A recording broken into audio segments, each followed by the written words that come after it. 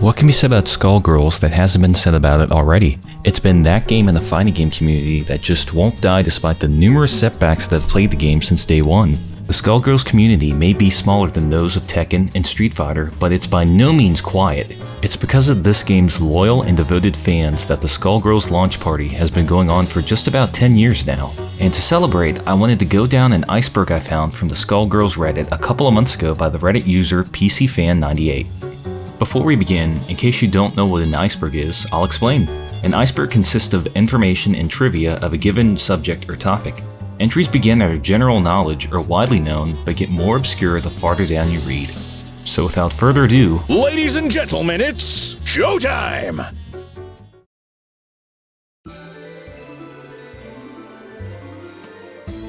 Kickstarters for the next character. In late 2012, Skullgirls launched an Indiegogo campaign under the title Keep Skullgirls Growing. The publisher, Autumn Games, had recently been sued alongside Konami for a bank loan that both had failed to repay. This effectively froze Skullgirls' development as the entire team was laid off, though many of the staff continued working without pay. This campaign was launched with the goal of releasing Squiggly, who was being worked on before this event with the potential for further characters down the line. The campaign ended in March of 2013, bringing in a total of $800,000, which effectively funded not only Squiggly, but Big Band, Eliza, and Beowulf. Lab Zero. Lab Zero is one of the notable anti-Skullgirls labs created in order to defeat future iterations of the Skullgirl. Painwheel was brought here by Valentine after being rescued by the Last Hope due to possessing a compatible blood type that was needed for Brain Drain's experimentation that ultimately transformed her into Painwheel. Little is known about most of the other labs besides Lab 7, although it can be assumed that Lab Zero either produces or works with synthetic parasites, given how they were implanted in Painwheel despite the dangerous procedure. Mike Z. Mike Z, better known as Mike Zaymont, was the lead design director and a programmer on the Skullgirls team. He met Alex Ahad, who already had the concepts from Skullgirls, and then mixed it with his own fighting game coding to create what would eventually become the very earliest versions of Skullgirls. Mike is widely known throughout the community for his many controversies while employed at Lab Zero Games, which we'll touch upon later. Sonic Fox Easter Egg and Remove Sonic Fox mod. On May 22, 2020, Sonic Fox, a well-known competitor in many fighting games including Skullgirls, announced that the most recent update had included them in the background of the Class Note stage, where they had a chance to replace Miss Victoria. This was done as they were one of the most, if not the most, prominent members of the community, with countless hours making content relating to the game, such as tutorials and introducing beginners to the game as a whole. A day after the update, a mod titled Remove Sonic Fox was uploaded to the Steam Workshop, which did exactly what the title suggests. This update caused a massive division in the fanbase. Sonic Fox's personality can come off as abrasive and blunt to some people, which caused backlash over their inclusion. Among the usual wave of what happens when fighting game people see a non-binary person, or gay, or black, or furry, or all of them at once together. Others were more supportive over his inclusion as a chance to gain representation, and they agreed with the sentiment that he did indeed deserve the cameo appearance. It got so bad that Mike Z himself had to step in on a blog post and defend the decision to include Sonic Fox in the game. He told people who wanted him gone to use the aforementioned bond, or alternatively to DM him on Twitter if they still wished for a refund. He did post his findings later on, showing that there had been no refund request on his DMs, although nobody knows the legitimacy of this. Fukua is an April Fool's joke. On April 1st, 2014, the Skullgirls YouTube channel uploaded a video of Brain Drain selecting the next playable character to join the game's roster. He goes through a couple of options before settling on a palette swap, as several versions of Philia fall beside him shortly after. For those not aware, this video is actually a parody of the Ultra Street Fighter 4 character reveal for DeCapre, who fans joked about at the time was a clone for the already existing series regular Cammy.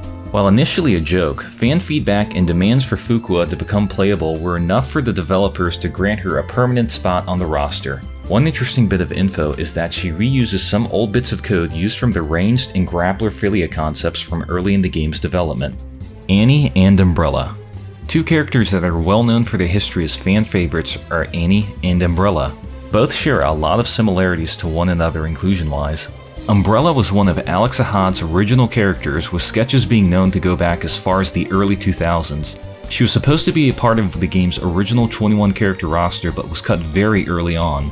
Annie was one of the many characters that could have been chosen during the Keep Skullgirls Growing Indiegogo campaign as part of the 2 mystery characters chosen after RoboFortune and Big Band. Although the 2 of them were among the roster of possible characters for the Indiegogo campaign, Beowulf and Eliza would end up winning instead. It wouldn't be for another 6 years that Annie would finally get her chance in the spotlight when it was announced that she would join the roster as part of the Season 1 pass, with Umbrella following shortly after.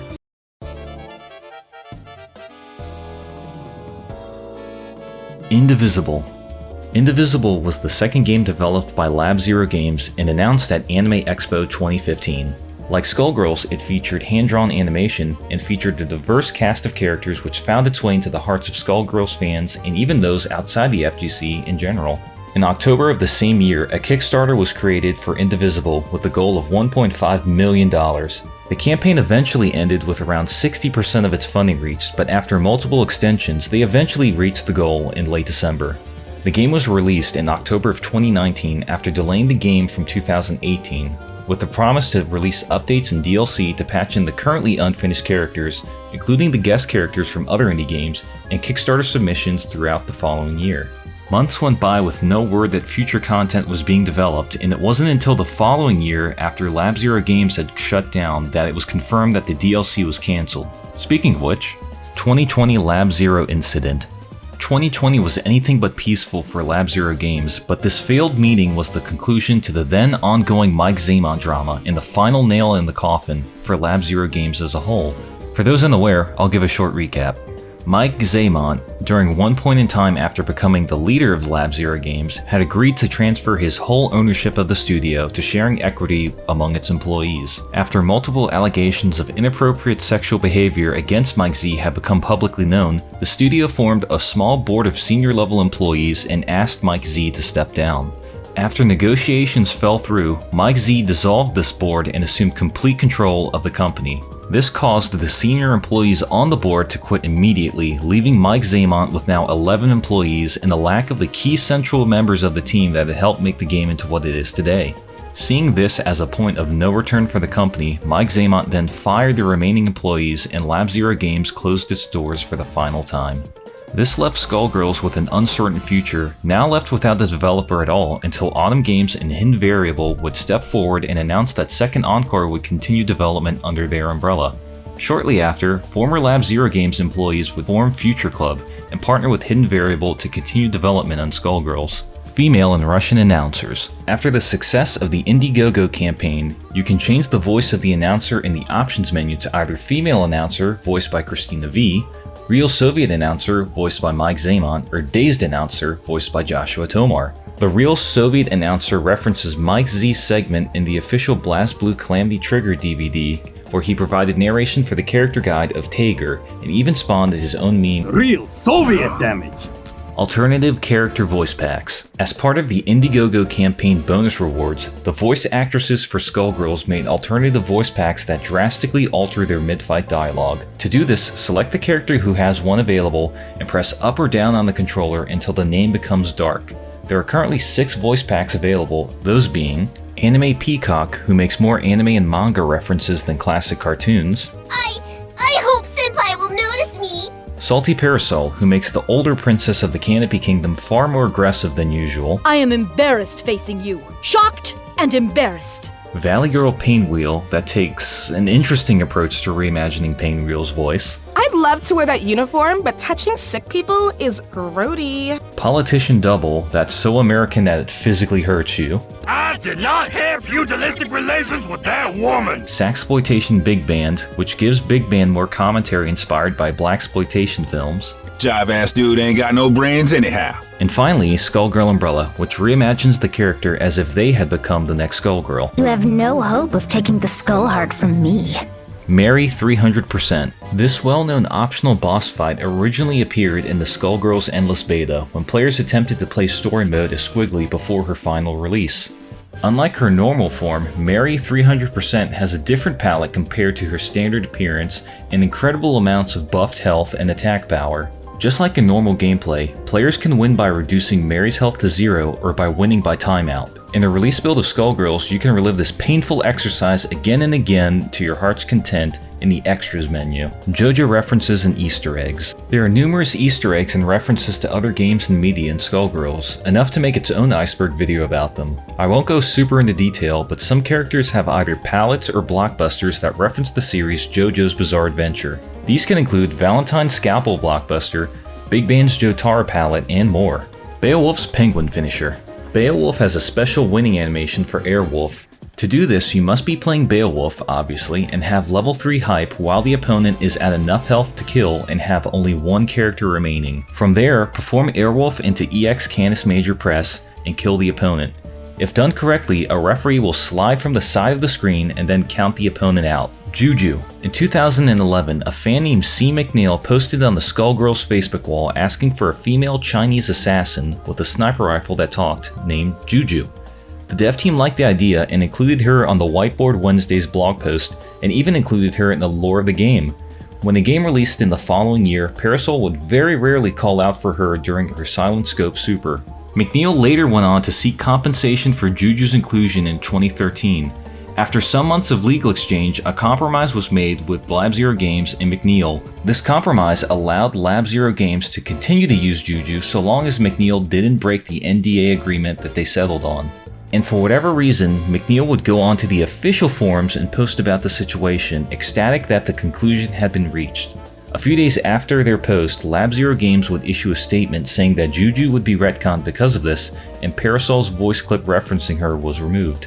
Skullgirls Mobile. Skullgirls Mobile is a spin-off mobile game which takes place before the events of the main game. The player awakens after being experimented on by Brain Drain and then escapes Lab Zero thanks to Valentine after a tutorial. They then join the Black Egrets and continue to discover a new threat looming over New Meridian. The game is notable for its gotcha mechanics where different palettes of characters act as different units.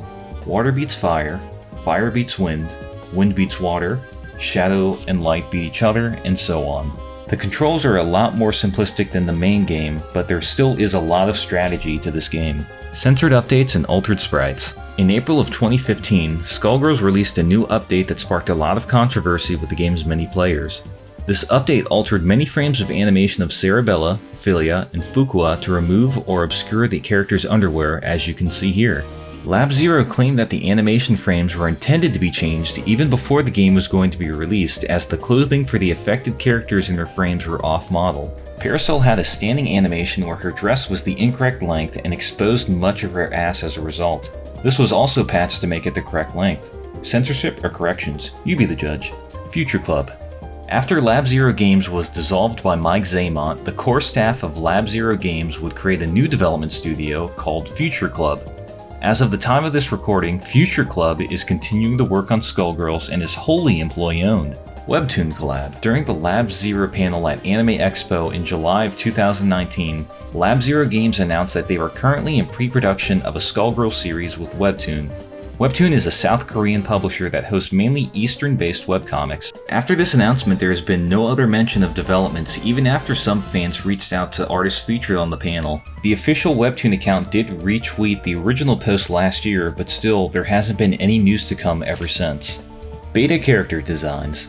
After the game's early pre-alpha builds, most of the characters went through at least some kind of design change. For time's sake, I'll only go over the characters with major differences in design. Philia's design looks pretty much as it does today, but some concept art shows her with a pair of hairpin blades that were said to have been used from Samson's previous host. It's unknown if she was going to find these later on or have them from the beginning, but they've all but vanished in the final game. Misfortune was originally going to have clothing covering her detachable limbs, but was altered to better emphasize her fighting style. Double went through the most visible design change out of the entire cast. She was going to be originally a more humanoid creature with strange markings across her body in Alex's earlier sketches with the game's logo. Her redesign is closer to what she looks like today, but looks more like the amalgamation of the base roster than her final design. After one final redesign, Double became the monster we love and fear today. Unused Philia and Peacock animations. 3 animation files for both Philia and Peacock have been found inside of the Skullgirls Compendium. Philia's first unused animation is a timeout animation, where Samson rips her blouse off while looking as giddy as a parasite could. Her second unused animation is a taunt, where Philia strikes a pose before Samson smacks her ass to send her forward. Surprising everyone, these went unused because Mike Z refused to implement them in full. Peacock has an unused blockbuster animation where she channels her inner Wile E. Coyote and paints the exit of a train tunnel in front of her. A train then quickly exits from the tunnel, taking up most of the screen. Unlike Philia's animations, these animations took up too much space in the files and had to be cut.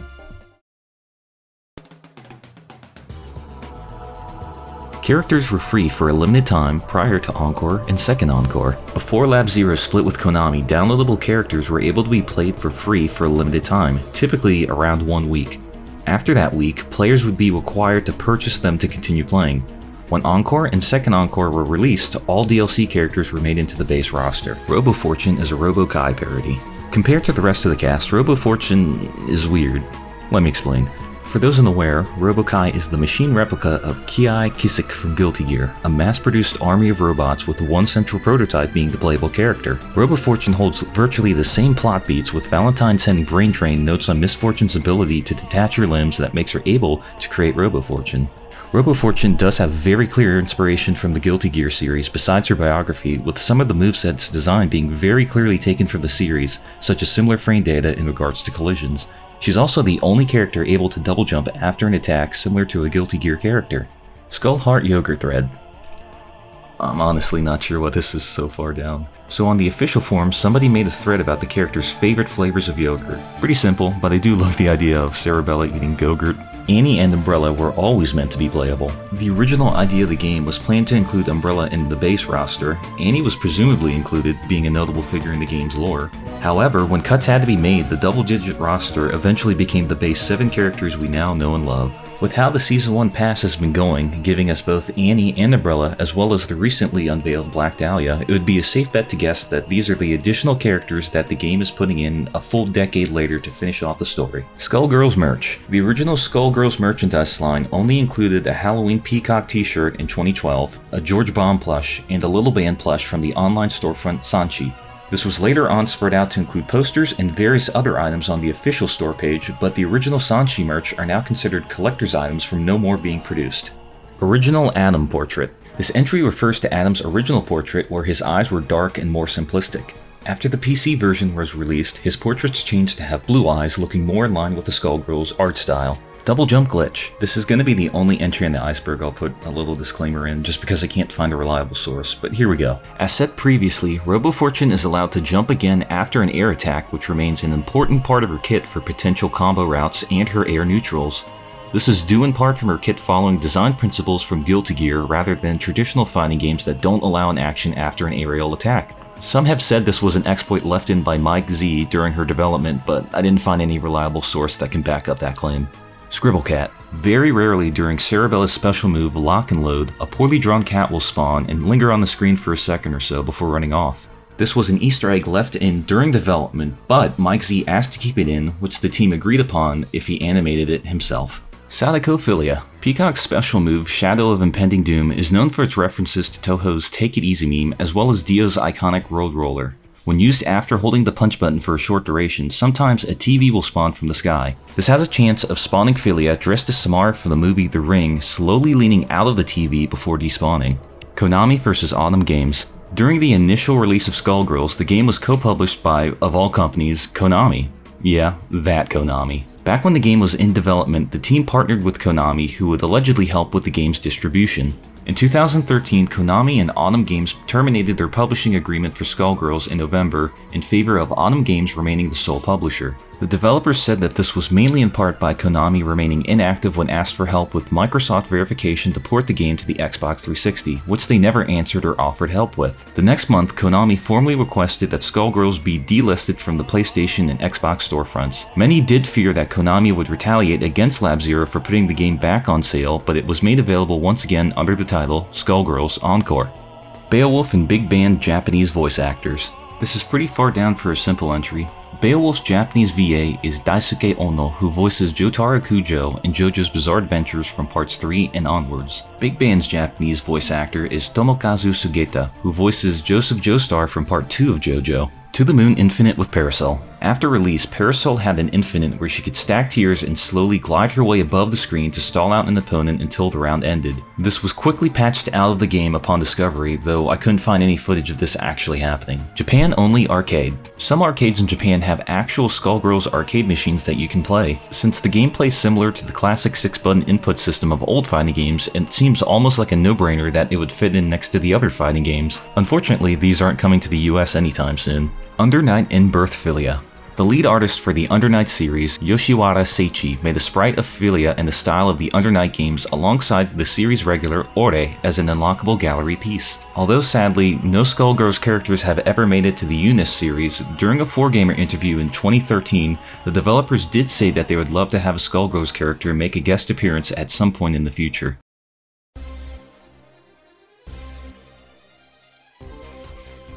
BLM Charity Incident. In 2020, Skullgirls held a Black Lives Matter charity tournament stream where Mike Zaimont was present on the stream as one of the co-commentators for the tournament. For some reason, only months after George Floyd's murder, Mike Z makes this brilliant remark on the gameplay.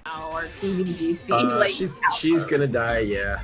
That's suffocating, is what that was. And still, Suffocating. still. Would it be fair to say that you can't breathe? Yeah. Listen to that dead silence. Mike Zaimont would later apologize for his remark on Twitter and face well-deserved backlash at his racist remark.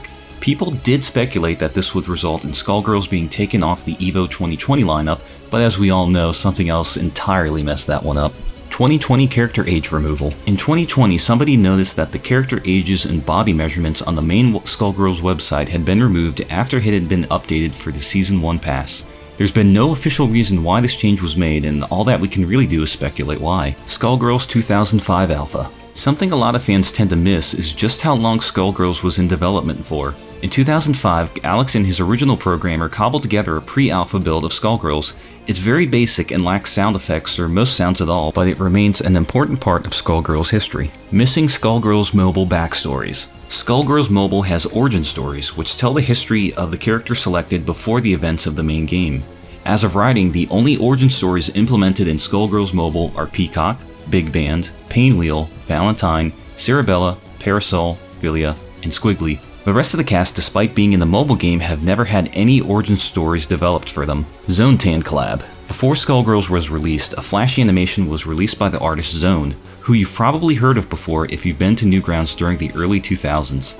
If you haven't, Zone is responsible for creating mature animations of video game and cartoon characters. Now, I obviously can't show the Flash games for reasons, but rest assured, Philia does receive a lot of love. Manette playable. This is pretty far down for a meme entry, but okay. Manette has been one of the longest requested characters to be playable in Skullgirls. In the 2017 third DLC character voting, she made it to the final 4 choices, with the other 3 being Aeon, Annie, and Eliza. However, she was ultimately beaten out by Eliza and then again by Beowulf. Despite these setbacks, her fans quietly await the day that they can see her name being announced to become the next new character to join Skullgirls. Coffin Theme Fight Stick. I distinctly remember hearing that this was one of the prizes held for a side event at EVO 2012, but no images seem to exist for this fight stick. The Parasites. In Skullgirls, parasites are ancient beings in the world that bond with a host body and provide them with supernatural abilities in exchange for sharing a body. There are 2 types of parasites. Natural parasites, like the name implies, are creatures in the world who came to be as natural occurrences, with examples being Samson, Sekhmet, and Leviathan.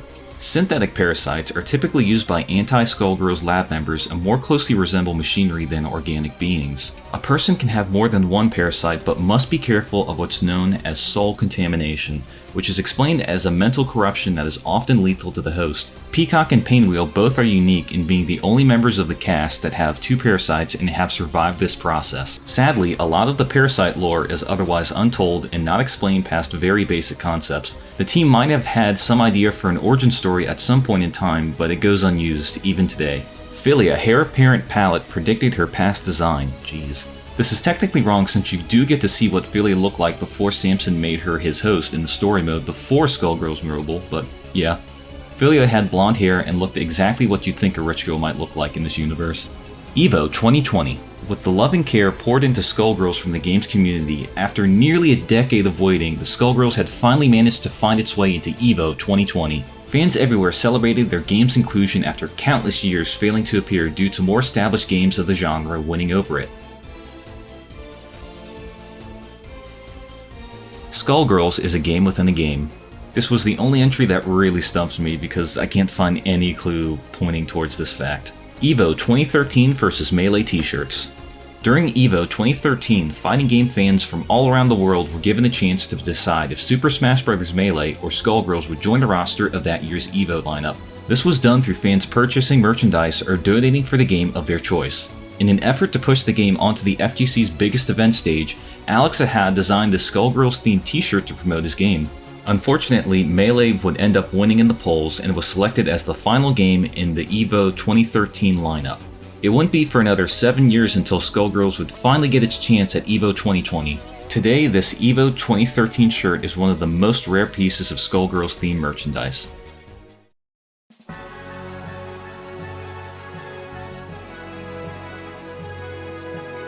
Alternate unused story mode endings. When you finish story mode with any character, you receive an epilogue of them receiving their wish for defeating the Skullgirl. But fans found that deep within the code of the game lied scripts for an additional ending for every character but double. These would have been a choice one made after beating the Skullgirl, but were cut as the simple story engine Skullgirls used couldn't handle multiple endings at the same time. These are even darker compared to the endings found in the game now. If you want to read them, just pause the video and I'll go through them one by one. Philia wishes to regain her memories against Samson's wishes and becomes the Skullgirl almost instantly. Cerebella's entire circus group is murdered by Vitali aside from Fang. Peacock annoys Mary by making morbid wishes that can't possibly come true due to breaking reality. Parasol breaks the Skull Heart to save her kingdom and watches as Umbrella dies from her sickness. Misfortune wishes for her old gang to come back but serve her as the Skullgirl. Painwheel wishes for her freedom but becomes a Skullgirl who will likely become the strongest one yet because of her rage being freed from anything that might make her stop. And Valentine returns to Lab Zero with the intent to seal the heart away in the lab's vault, but is forcibly made into the next Skullgirl under Brain Drain's direct control. Squiggly Earthworm Gym Palette. During her beta period, one of Squiggly's palettes was a reference to the Earthworm Gym series. Her dress was a creamy white color with the waist wrap being blue and sleeves yellow. The most notable feature of the skin was that her head was transparent, with Leviathan taking on a pinkish color to represent Earthworm Jim. When Squiggly was released, this palette was quietly removed, but the reason for why was never given. Some say Alex didn't like it, while others say that the rights holder of Earthworm Jim likely requested the palette be removed. One final reason was that the transparent head would make it too difficult to tell what Squiggly would be doing on colorful backgrounds and ran the risk of giving the player who used it an unfair advantage. Indiegogo fan characters turned into palettes. In the Indiegogo campaign, one of the reward tiers included having your character drawn as a commission. Some characters sent in like this did actually become palettes for different characters, with the most known one being Painwheel's alternate palette, Biting Cold, who was actually an original fan character named Nemo. Fuqua and Robo Fortune NMO banners pre-2021 update. Before the 2021 update, both Fuqua and Robo Fortune had banners with placeholder art on them in the NMO stage, which were eventually changed to feature proper art. The same also happened with Annie, Umbrella, and Black Dahlia, who have all gone on to receiving finished banner art after moving from alpha into beta release. Samson was once considered playable. In the Indiegogo campaign to fund the 4 additional characters, Samson was one of the many characters put up for backers to vote on who would come after the first 2 characters that were completed as 2 mystery fighters. His playstyle was designed to be a more heavy opponent akin to Potemkin from Guilty Gear or Blanca from Street Fighter. This version of Samson, however, is inspired more by Philia's earlier designs where Samson was a more aggressive and harmful parasite. Instead of working in tandem with Philia, he appears to have drained out all of her life force altogether, with her body lying on top of his head motionless. Samson would be able to morph his body into different animals such as sharks, mammoths, or even a T-Rex, while Philia would more than likely just be a puppet that he would be able to control in some way. The 4-year limbo. In 2017, the final second Encore patch was released. After that, there were no more updates on future major patches, characters in development, or even what the team had been working on. It was unknown what the next step forward for Skullgirls was, and many fans did have concern if their favorite fighting game was going to end here. It wouldn't be until 2021, when Annie was brought to second Encore, that the game would seem to have continued development with the Season 1 pass releasing. And that just about wraps up the Skullgirls Iceberg. For a niche fighting game that's not really in the public eye, Skullgirls has more than enough hidden facts and knowledge than most people tend to give it credit for. It's so wild to believe that it's been around for 10 whole years, and I look forward to the next 10 years of the Skullgirls launch party. Thanks so much for watching. If you've made it this far to the end of the video, I appreciate you greatly for sticking around, truly. Have a wonderful night/day, and yeah, see ya.